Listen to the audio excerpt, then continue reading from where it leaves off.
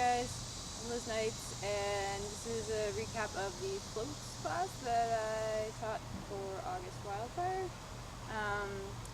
So I'm really tired, so just bear with me. The first thing we went over was just how to do your basic horizontal floats. So we went over doing floats up,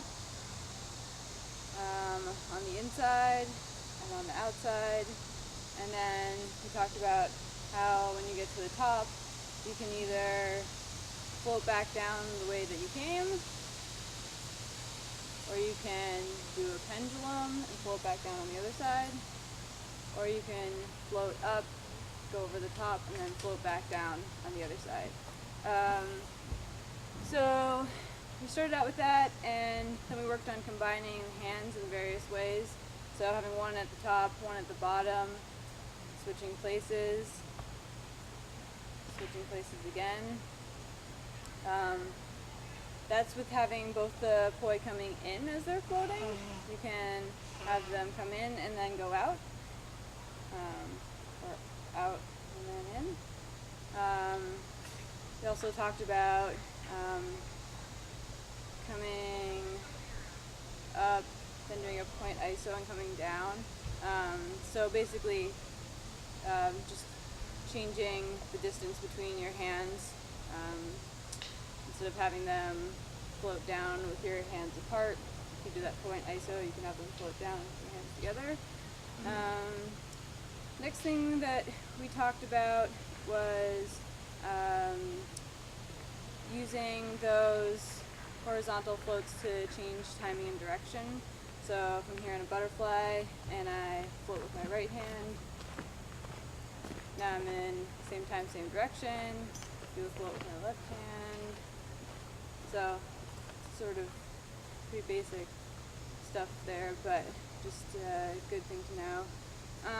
Then we talked about doing I guess what are considered horizontal floats with vertical poi orientation. I don't know if I have that backwards. Where you're floating like so, or like so, and so we tried that out. We tried out sort of coming from this stall position almost, instead of stalling them, bringing them across. Also, you can bring them across together.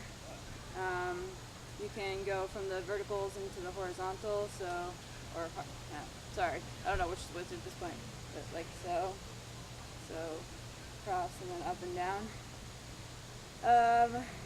So we talked about all that. Then we went over just some different moves that incorporate floats. The G up, down, swooshy thing. Just do that a couple times.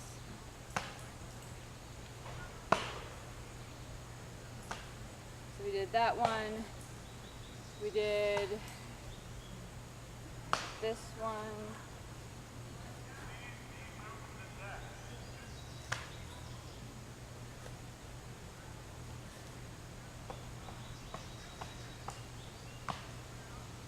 And we did this one here.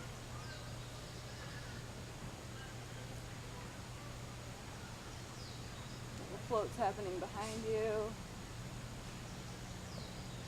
Then we went over some float tosses or throws. Just practice doing the no beat float throw around your arm, and just making sure to keep that keep it parallel to the ground as much as possible by giving a flick with the knob. Did a little sequence with that. Showed how you can, or I'll do that again. You end up in 1.5. Showed how you can go back and forth between your left hand and your right hand.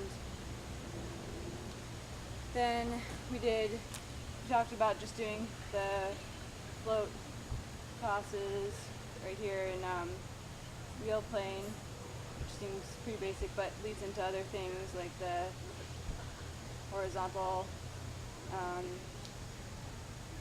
toss there.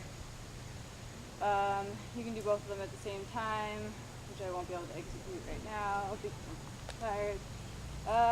And also, you can do a float throw and then change which hand is holding which buoy. And then there was one other cool variation or move that someone threw out there. It's a float stall chaser combo that looked like so. And there's the bugle that marks the end of my float recap. So hope you guys enjoyed. Hope to see you guys at a Wildfire soon.